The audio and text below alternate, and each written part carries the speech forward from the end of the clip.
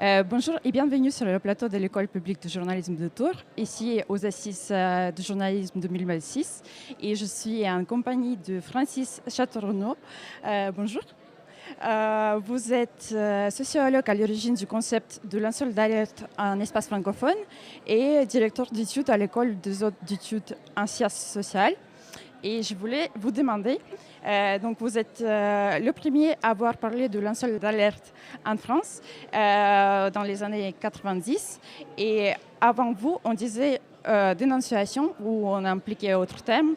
Et pourquoi il fallait un nouveau mot pour désigner un lanceur d'alerte?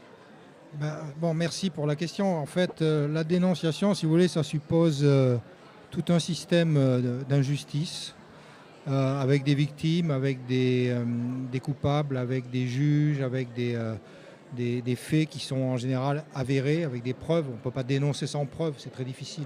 Sinon, c'est plus de la dénonciation, c'est de la délation, si vous voulez. Et l'alerte, ce qui est intéressant, c'est que c'est un processus qui est encore ouvert. C'est-à-dire qu'il n'y a pas forcément de faits totalement établis, il va falloir les établir. Il y a en général une perspective dans le futur, c'est-à-dire qu'on lance l'alerte pour éviter que quelque chose se produise. Donc moi j'avais besoin d'un autre concept que dénonciateur. Et whistleblower, qui était la notion américaine, anglo-américaine, qui fonctionnait déjà un peu, qui était moins visible qu'aujourd'hui bien sûr, parce qu'il n'y avait pas Internet.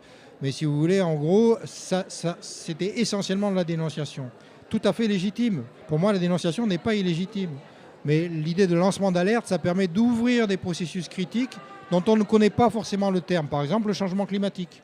C'est un lancement d'alerte global sur un poison dans l'agriculture, dans l'alimentation, sur un additif alimentaire, sur le traitement des enfants dans une école maternelle. Donc l'idée, c'est d'ouvrir la discussion, l'enquête, et les sanctions peuvent venir après si vraiment il y a des faits. Voilà.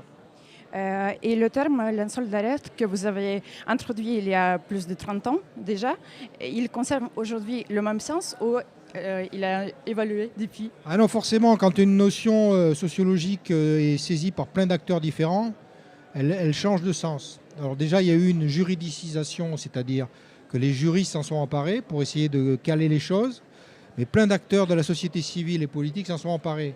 Ils sont tous devenus lanceurs d'alerte, parce que vous voyez bien que si je dis je suis dénonciateur, c'est bizarre. Si je dis je suis lanceur d'alerte, ça veut dire que je suis quelqu'un qui vise l'intérêt général, le public, vertueux, c'est positif, etc. Et dans lanceur d'alerte, il y a effectivement deux acceptions que maintenant moi je prends en compte parce que c'est comme ça.